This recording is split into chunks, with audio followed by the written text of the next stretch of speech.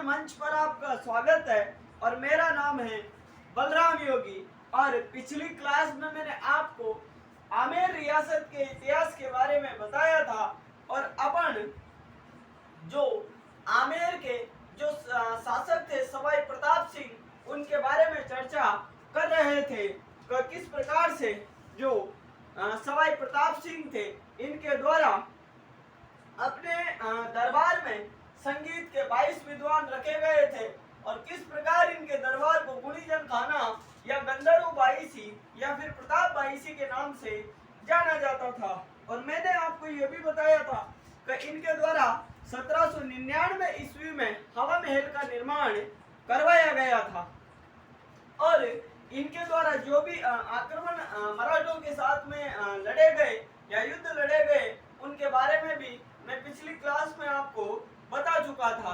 तो आज अपन उसी श्रृंखला में आगे बढ़ते हुए और जो बातें बची हुई है सवाई प्रताप सिंह के बारे में उनके बारे में चर्चा करने वाले हैं। तो आप लोग ज्यादा से ज्यादा इस चैनल को सब्सक्राइब करें और अपने दोस्तों के साथ में शेयर करें। और आपका यदि कोई भी डाउट है राजस्थान हिस्ट्री से संबंधित तो आप कमेंट बॉक्स में कमेंट करना ना भूलें। तो करते हैं आज के सेशन की शुरुआत। तो शासक कौन? सवाई प्रताप सिंह।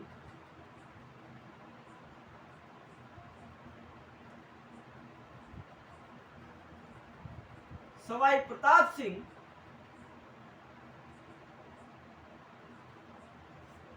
सवाई प्रताप सिंह तो इनका शासनकाल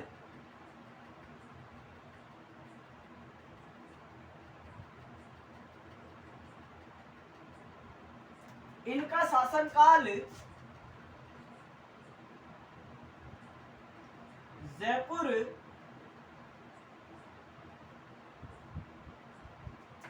चित्रशैली का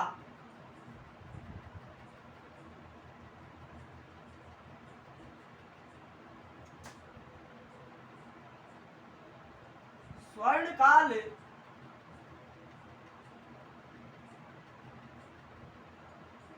कहलाता है।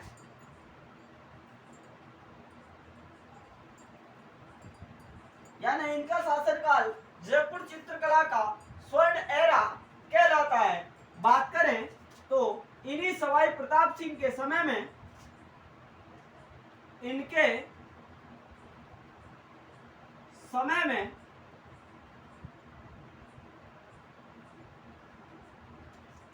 समय में तमाशा, नाट्य कला,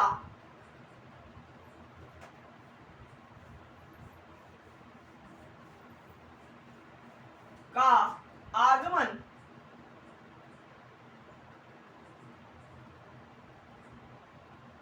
जयपुर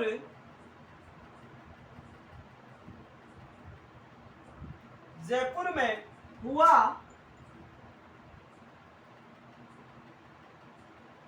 और इस कला का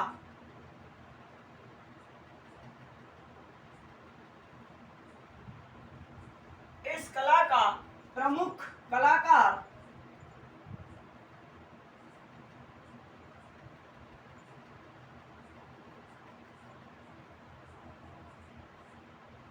कलाकार बंशीधर भट्ट था।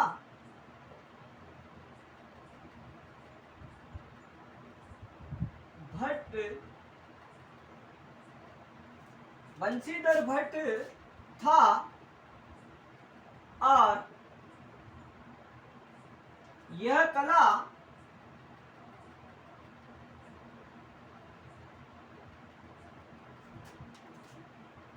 मूलतः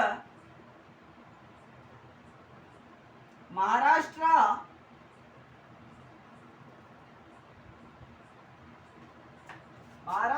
से राजस्थान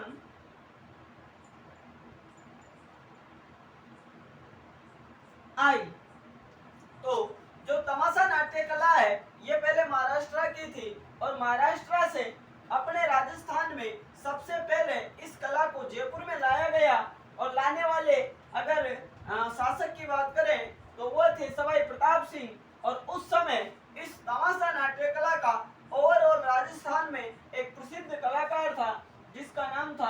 बंशीधर भट्ट। आगे बात करें अगर अपन, तो ये जो सवाई प्रताप सिंह थे, इन सवाई प्रताप सिंह के अगर अपन काव्य गुरु की बात करें, काव्य गुरु कौन थे, तो गणपति भारती इनके क्या थे, काव्य गुरु। तो इनके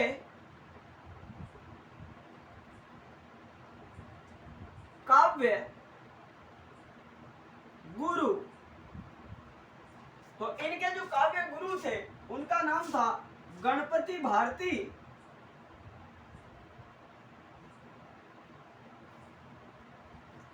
भारती। यानी ये जो सवाई प्रताप सिंह थे, ये स्वयं ब्रजनिधि नाम से कविता रचना लिखा करते थे। ये बात में पहले आपको बता चुका था, लेकिन ये जो सवाई प्रताप सिंह थे, इनके द्वारा भी जो अपने ग्रंथ लिखने की जो टेक्निक थी वो अपने गुरु गणपति भारती से ली गई थी। आगे बात करें इन्हीं सवाई प्रताप सिंह की, तो इनके जो संगीत गुरु थे, इनके संगीत गुरु, तो इनके संगीत गुरु का नाम था चांद खां। क्या नाम था, चांद खां।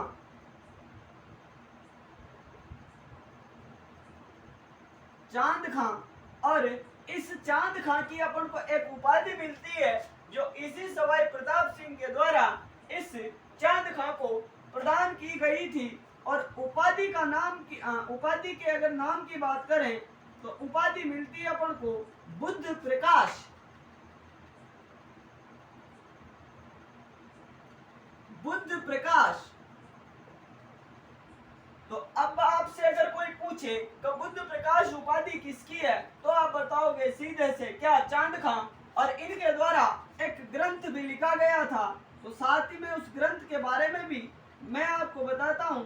और ग्रंथ के अगर नाम की बात करें तो ग्रंथ का नाम था स्वर सागर।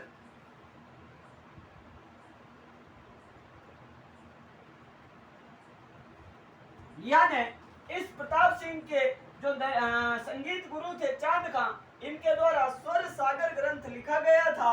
और इनकी जो उपाधि आती है वो आती है बुद्ध प्रकाश। तो इसके अलावा अगर अपन बात करें तो इस सवाई प्रताप सिंह के द्वारा एक संगीत सम्मेलन का आयोजन करवाया गया था। अर्थात ये संगीत और विद्वानों का महान आश्रयदाता भी माना जाता है। तो इसके द्वारा एक संगीत सम्मेलन का आयोजन करवाया गया। संगीत सम्मेलन का, इस संगीत सम्मेलन का क्या करवाया इसने, आयोजन। और आयोजन में इस संगीत सम्मेलन का जो अध्यक्ष था उसका नाम था देवर्षि ब्रजपाल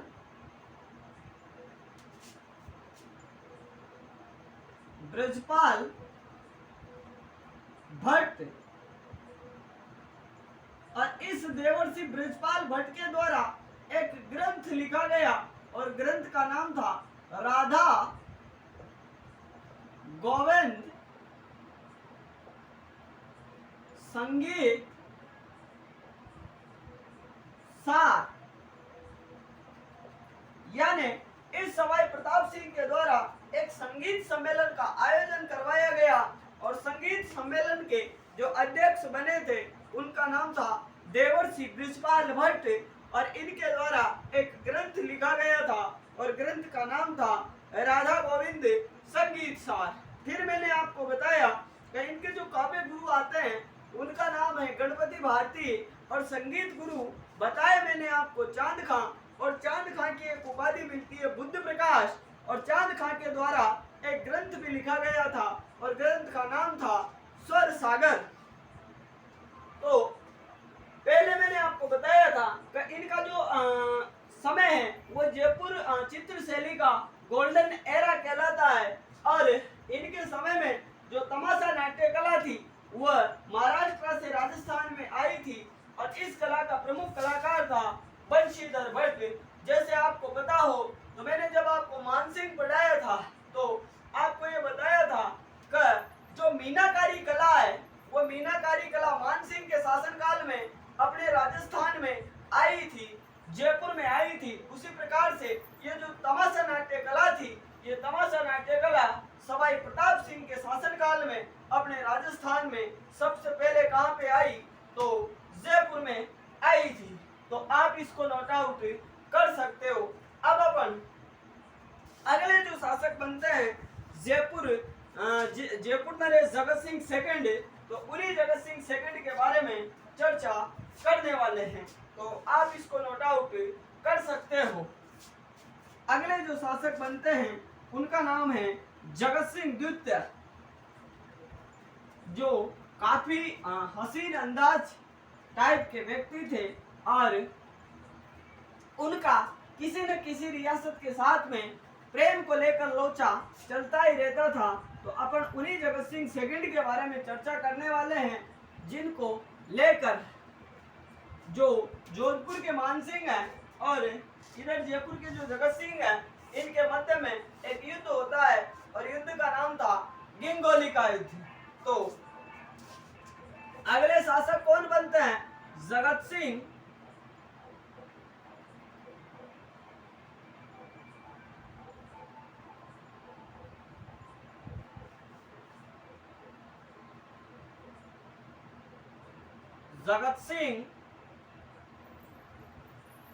द्वितीय। अगले शासक कौन? जगत सिंह द्वितीय। तो इनके समय में एक प्रेमिका आती है और प्रेमिका का नाम था रस कपूर। तो ये जो सवाई जयसिंह द्वितीय थे, सवाई जयसिंह द्वितीय क्या सवाई जगत सिंह द्वितीय, तो ये हमेशा जो सवाई जगत सिंह द्वितीय थे, ये इस सवाई जगत सिंह द्वितीय हमेशा किसके प्रेम में लगे रहते थे? तो ये रस कपूर नामक एक डांसर आती है जयपुर रियासत में। तो उसी रस कपूर के आगे पीछे ये हमेशा लगे रहते थे। और अमूमन ये देखा भी गया है कि किसी भी शासक का या राजस्थान के आप किसी भी शासक को ले सकते हो, उसका बाहर किसी न किसी के साथ में कोई ना कोई लोचा चलता रहता था। तो जो रस कपूर थी, उस रस कपूर ने, ये मैं आपको बेसिकली जानकारी के लिए बता रहा हूँ, तो जो रस कपूर थी वह इस जगत सिंह के लिए पागल थी। तो जगत सिंह ने रस कपूर से कहा कि मांग तू क्या मांगती है? तो रस कपूर ने शायरा भानु के अंदाज में कहा कि मेरे को राज दरबार में हीन भावना से देखा जाता है। तो जगत सिंह ने कहा कि कोई दिक्कत नहीं है, मेरे बगल में तेरी कुर्सी लगवा दूंगा। तो कौन बिठा दी? रस कपूर। अर्थात होता क्या है, इस जगत सिंह द्वितीय के द्वारा रस कपूर को अपने साथ दरबार में कहने का मतलब अपने सामने बिठा लिया गया, अर्थात अपने जोड़े बिठा लिया गया। तो इन बातों को देखकर जो जयपुर की प्रजा थी, जो जयपुर की जो भी मंत्री वगैरह थे, तो उन्होंने क्या किया, थोड़ा इसका विरोध करना शुरू कर दिया। तो ऐसे करके एक तो घटना ये है। उसके अलावा दूसरी जो घटना है, वो दूसरी घटना क्या है कि जब जयपुर में इस रस कपूर को जब ज्यादा मान सम्मान दिया जाने लगा, तो उससे कौन नाराज हो गए? वहां के मंत्रीगण नाराज हो गए, वहां की प्रजा नाराज हो गई। तो उस प्रजा ने या उन मंत्रियों ने जगत सिंह के विरुद्ध विद्रोह कर दिया था। तो जगत सिंह ने सोचा कि अब अपनी पार पड़ने वाली नहीं है, और जगत सिंह इस रस कपूर को कैसे छोड़ता। तो इन सभी बातों से मुक्त होने के लिए इस जगत सिंह ने अपनी ही प्रजा के विद्रोह को दबाने के लिए या अपने ही मंत्रियों के विद्रोह को दबाने के लिए 1818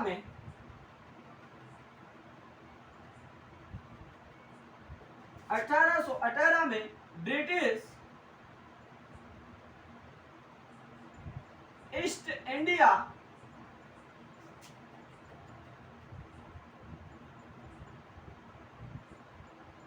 कंपनी के साथ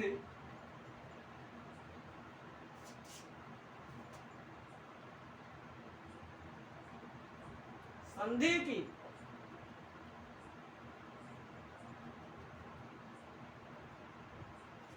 1818 में इन्हीं बातों से मुक्त होने के लिए या अपने प्रजा के विद्रोह को दबाने के लिए यह Jagat Singh second east India company के साथ में अर्थात अंग्रेजों के साथ में अलायंस कर लेता है, अर्थात संधि कर लेता है। और इस जगत सिंह के समय का एक युद्ध आता है, तो उस युद्ध के बारे में भी मैं आपको बताता हूं, और युद्ध का नाम है गिंगोली का युद्ध।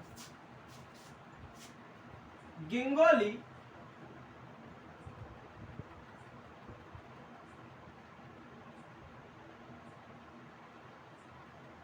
युद्ध 13 मार्च,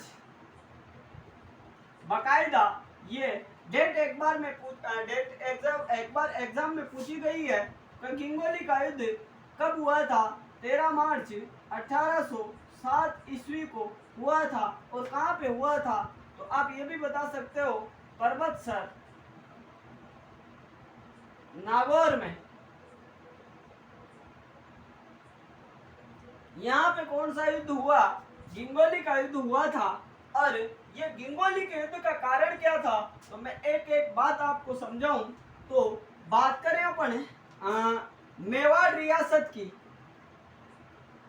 तो मेवाड़ जो रियासत थी, यहाँ के जो शासक थे, उन शासक का नाम था भीम सिंह सिसोदिया।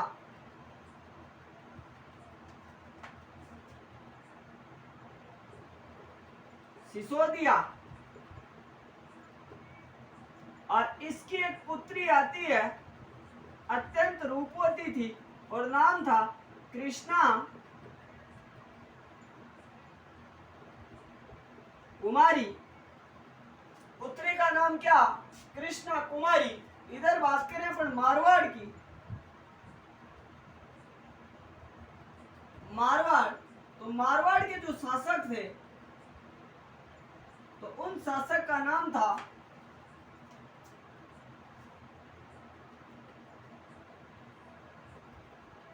भीम सिंह राठौड़। और इसी भीम सिंह राठौड़ के छोटे भाई का नाम था मान सिंह राठौड़।